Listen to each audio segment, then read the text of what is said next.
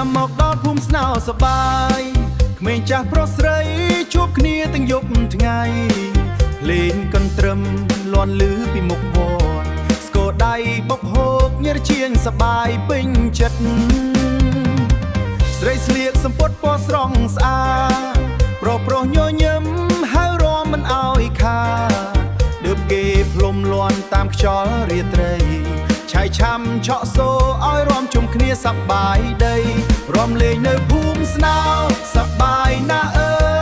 យចូលឆ្នាំខ្មែរយើងរំមិនឈប់ឡើយស្គាល់ដីបុក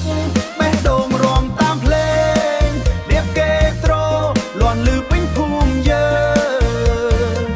រំលេងភូមិស្នោជុំគ្នាសប្បាយក្មេងចាស់ប្រុសស្រីរំមិនចង់ឈប់ថ្ងៃ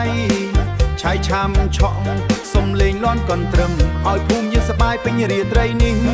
ខ្យល់ត្រជាក់ផាត់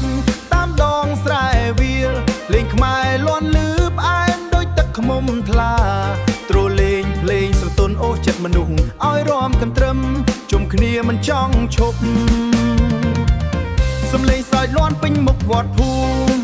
លើងចង់គៀងភ្លឺដូចផ្កាយលើមេ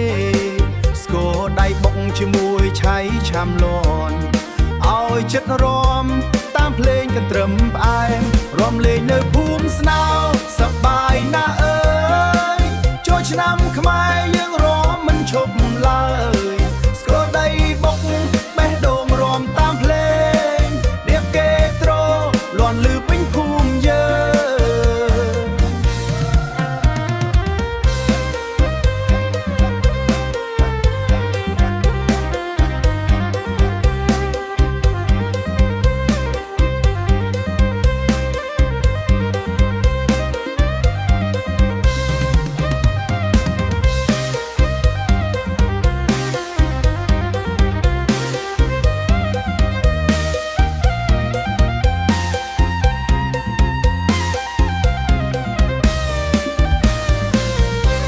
រំលេងនៅភូមិស្នោ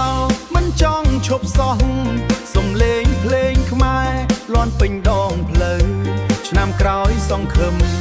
បានជួបគ្នាថ្មីរំកន្ទ្រឹមជុំគ្នាសប្បាយដូចយប់